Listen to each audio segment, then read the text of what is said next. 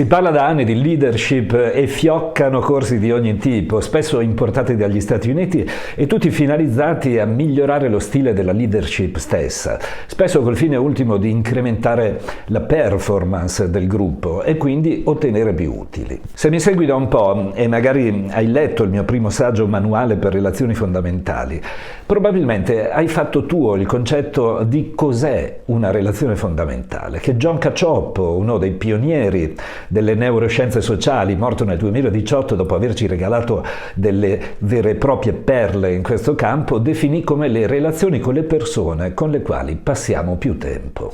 Va da sé che i nostri colleghi, per un leader e i suoi collaboratori, dal momento che ci passiamo intere giornate durante la settimana, sono a tutti gli effetti fondamentali per il nostro sistema emotivo, poiché andarci d'accordo o non riuscire a instaurare relazioni fluide con loro sposta l'ago della bilancia dal benessere al malessere, con tutte le conseguenze che ne derivano sul piano della motivazione. Quando parliamo di dinamiche gruppali, ovviamente dobbiamo tenere conto in prima istanza che ogni persona ha il suo sistema emotivo, le sue difese e che a seconda di come ognuno si sente, di come percepisce l'ambiente e il gruppo stesso, possono verificarsi situazioni viziose o virtuose.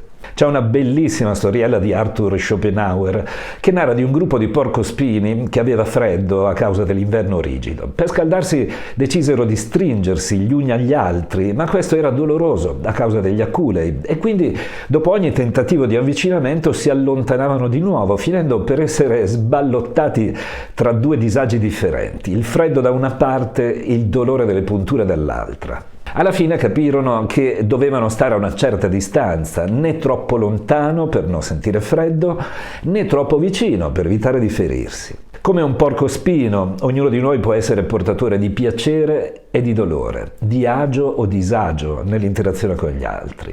Qual è quindi il bene che un leader potrebbe coltivare e offrire ai suoi collaboratori per far funzionare meglio il gruppo? Lo vediamo tra un attimo.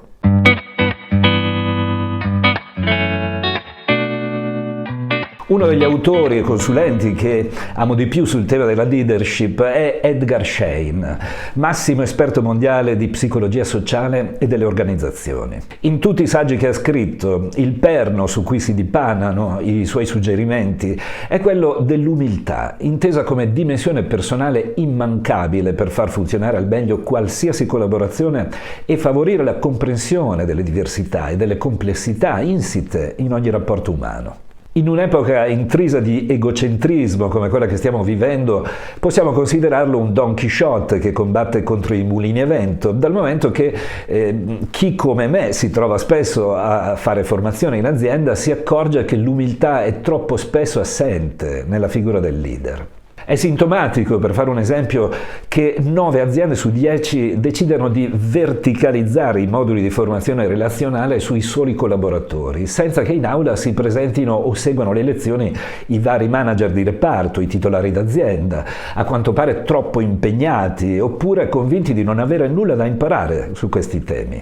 Poi, quasi immancabilmente, lavorando con i gruppi, emerge che il loro stile di leadership lascia il tempo che trova, emergono i malcontenti, la mancanza di motivazione, se non addirittura l'astio nei loro confronti da parte dei subalterni. È sintomatico anche che spesso nelle aziende più malate sul piano relazionale i discenti si presentino alla mia prima lezione senza nemmeno essere stati informati sulla tematica del corso al quale sono obbligati a partecipare. Questo tipo di stile, anche se chiamarlo stile è un eufemismo, fa parte di un passato giurastico in cui il rapporto tra capo e subalterno era prettamente transazionale. Il lavoratore dà il suo servizio in cambio di benefici come lo stipendio, altri vantaggi che vanno sotto l'ombrello dei cosiddetti fringe benefit, in cui ci sono i buoni pasto, i buoni spesa, i buoni carburante. Un do ut des in buona sostanza che limita il rapporto a una transazione tra ruoli, non tra persone.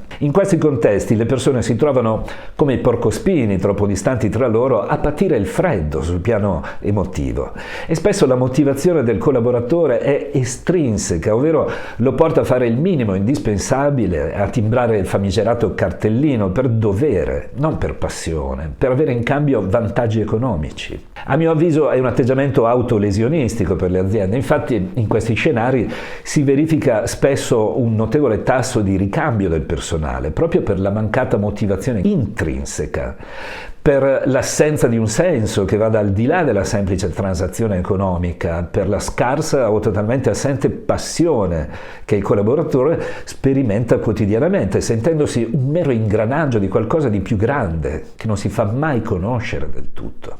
Shane chiama questo stato di cose livello 1 e afferma, dall'alto della sua esperienza quarantennale in aziende di enormi dimensioni, istituzioni governative e strutture ospedaliere, che è ancora il più frequente in circolazione. La sua caratteristica principale è la distanza sociale e professionale, dove le interazioni, come ho già detto, non sono tra le persone ma tra i loro ruoli e si muovono in un contesto prettamente utilitaristico. Uno dei gravi pericoli del livello 1 è che in un ambiente finalizzato alla performance, fine a se stessa e non alla relazione tra le persone, può capitare, e capita spesso, che il dipendente non se la senta di comunicare i reali problemi che riscontra nell'adempiere a ciò che il capo desidera e quindi finisca, quando il capo chiede informazioni su come stanno andando le cose, per dire tutto bene, tutto sotto controllo, nessun problema, anche quando non è così.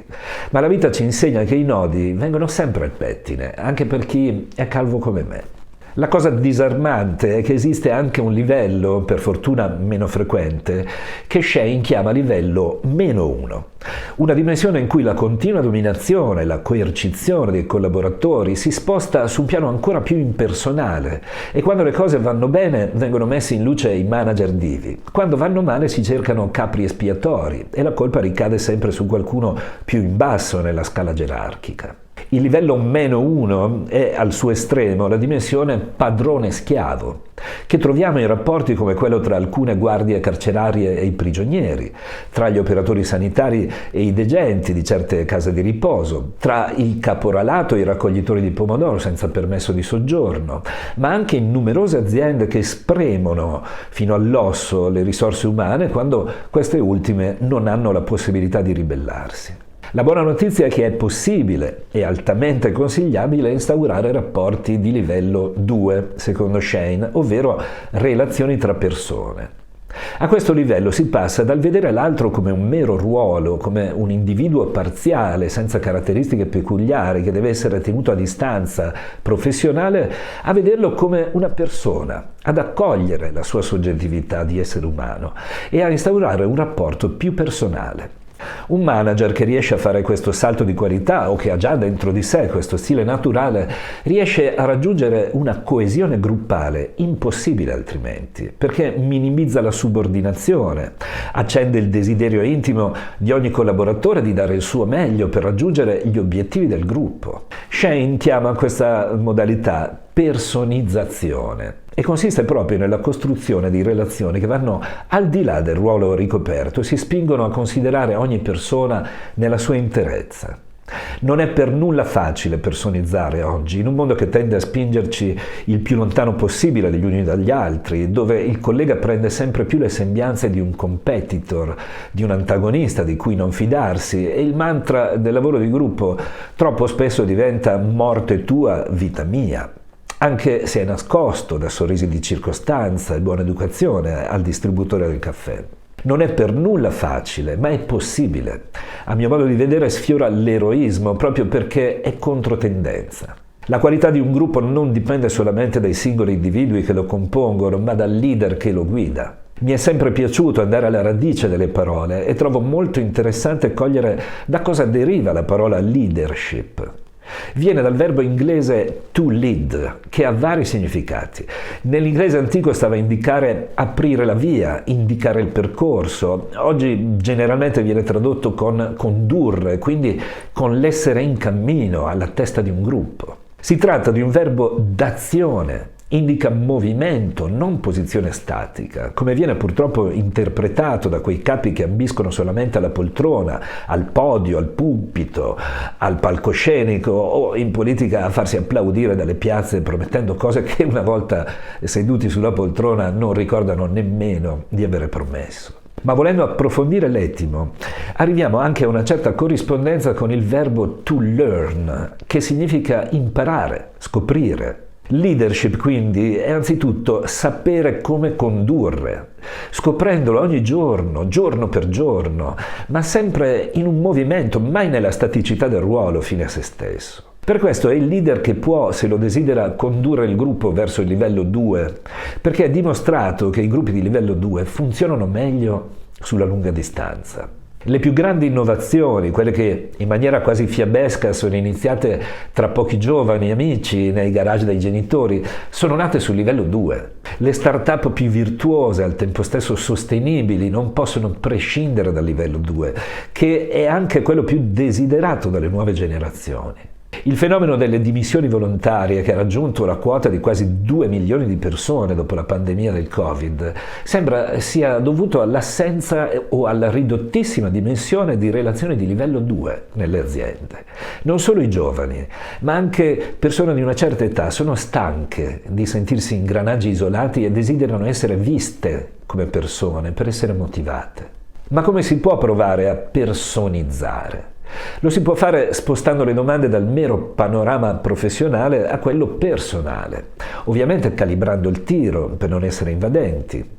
Si possono chiedere informazioni sulla famiglia, sui figli, sulle passioni e ovviamente si deve ascoltare la risposta della persona che abbiamo di fronte, mostrandoci interessati sinceramente a quello che ci sta raccontando.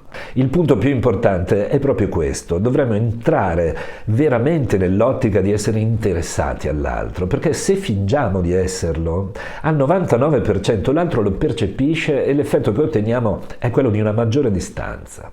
Domandare con curiosità e poi mettersi in ascolto, fare domande per capire meglio, chiedere esempi, far sentire la persona interessante per noi, la aiuterà ad aprirsi di più e a fare a sua volta domande a noi. E quando entrambi ci saremo esposti senza troppe difese all'altro, allora saremo nel livello 2. Aumenterà il senso di fiducia reciproco e il piacere di lavorare insieme. Ovviamente può capitare che alcuni colleghi non vogliano farlo e vogliono permanere nel livello 1 e quindi ci liquidino con risposte laconiche, ma tentare non nuoce e con pazienza anche il più riservato potrebbe iniziare ad avvicinarsi nel tempo.